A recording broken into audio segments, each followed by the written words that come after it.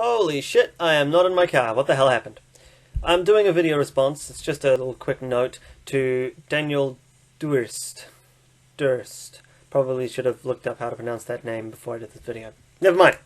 So, he's essentially talking about, well, I'll just read the title. Opposing circumcision automatically makes me an MRA? Let's watch, shall we? Alright, so I made a comment on the internet basically saying that I think circumcision is a way more egregious, way more pressing issue than, say, issues that feminists bitch about, like man-spreading or mansplaining.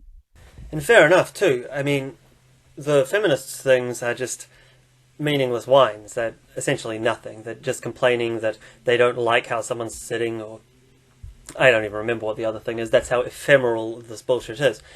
But the thing you're talking about, circumcision, that is violating the right of someone to their bodily integrity.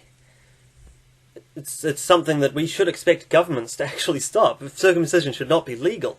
We shouldn't allow parents even to violate the right that a child has to bodily integrity. Now, it's not everyone who is having that right violated, is it? It's notably half the population. Okay, you see where I'm going with this. And this dude, Tony WJ, commented with some really ridiculous, over-the-top, needlessly escalating shit. Apparently being against non-consensually cutting people's genitals at birth automatically makes me an MRA or something. Well, again, only half of the population is having that done to them, isn't it?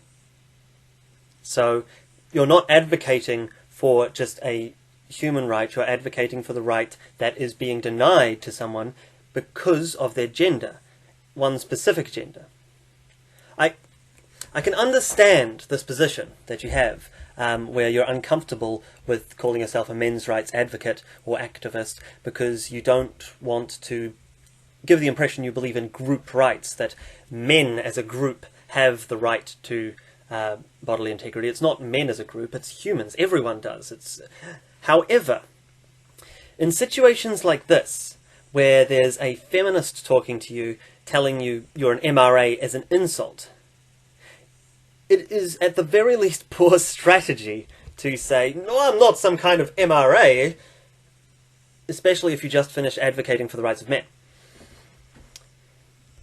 If you want to get this discussion to go somewhere, if you want to actually get these rights applied across the board, I totally understand the perspective of calling yourself an egalitarian. It's probably something I'd prefer. I understand the uncomfortableness with the term MRA. But when someone calls you it, don't say no, because the answer isn't no.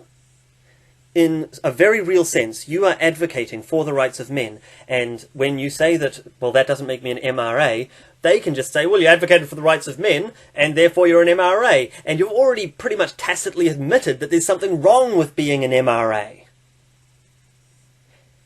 Once you've admitted that there's something wrong with advocating for the rights of men, being an MRA, you've pretty much lost the battle.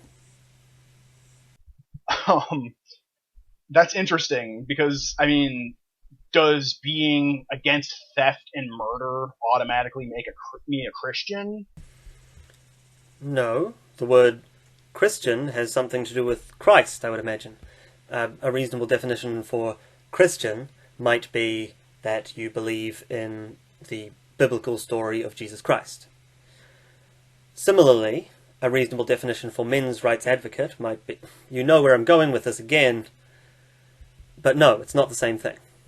Again, with the MRA implications, like, I've said it time and time again, I do not identify with any specific gender-based activist ideology. I think that in the modern Western egalitarian world, those movements are outdated and mostly irrelevant. I think that the most reasonable position to have is more of like an egalitarian perspective. Oh, definitely. Yeah, you'll get no argument from me there. It is always the best decision, not only now, but all throughout history, and always will be, the best decision to treat people as individuals, not as these big amorphous blobs under the banner of whichever gender, for example, that they might happen to have. The question that I want to put to you, though, is why do you think that that's mutually exclusive with advocating for the rights of men? Not exclusively for the rights of men, but with advocating that men be given the rights that they are being denied in most Western societies in the world, if not all.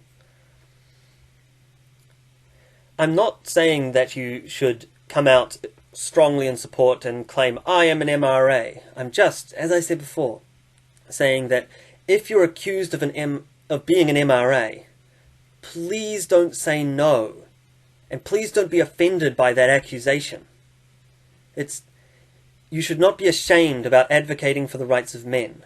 You certainly won't find an ally in me on this MRA fuckboy shit. So, I liked your video, Daniel. I've subscribed to your channel. I think you're great. I hope all my subscribers go take a look at your videos too. Go do it, guys. Actually, mostly girls, or at least the ones who have talked to me so far have been mostly girls. I wonder what it says about feminists, that most of their enemies seem to be becoming the apparent victims that they're protecting. I just wanted to make this impassioned plea that you'd try and change tack when responding to these feminists. I'm not telling you should identify as an MRA. I'm just saying that you should worry that you might be throwing the MRAs under the bus when you just tacitly admit that there's something wrong with that. Either way, maybe you've got a response to that position and I'd be keen to hear it. Bye.